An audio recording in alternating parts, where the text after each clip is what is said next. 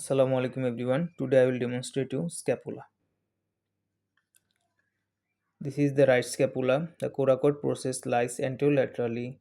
The glenoid fossa lies anterolaterally slightly upwards. The spinous process lies posteriorly. The inferior angle lies inferiorly. The costal surface having a subscapular fossa. The dorsal surface is divided into supraspinous fossa and infraspinous fossa by the spine of the scapula. The superior border, medial border, lateral border, superior angle, inferior angle, and a lateral angle. There is a piriform shaped fossa, the glenoid fossa, is having a superior and inferior tubercle, the supraglenoid tubercle and infraglenoid tubercle. There are three processes: coracoid process, acromion process, and the spinous process.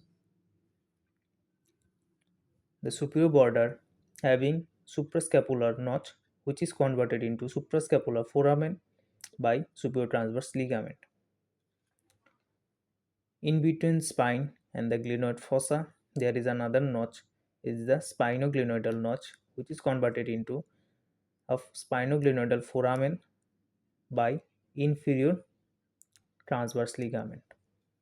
The spine of the scapula having superior lip, inferior lip, and floor.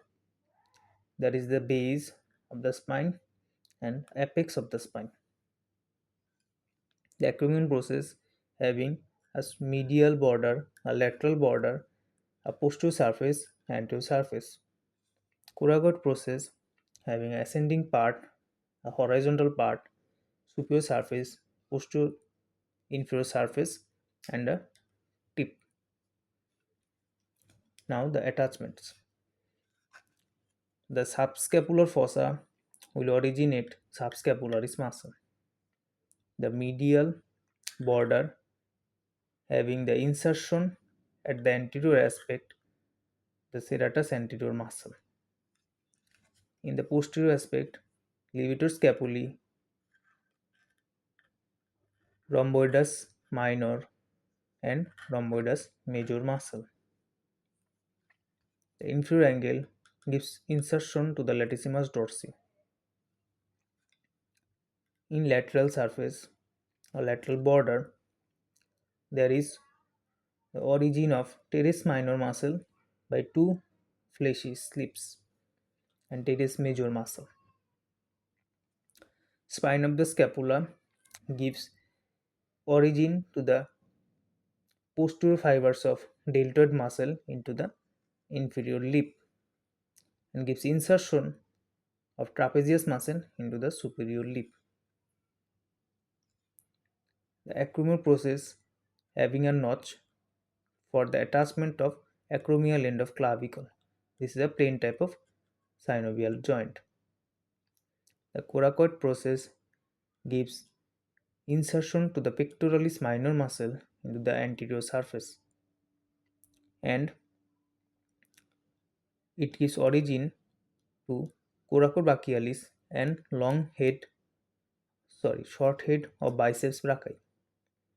The supraglenoid tubercle gives origin to the long head of biceps brachii. Infraglenoid tubercle gives origin to the long head of triceps brachii.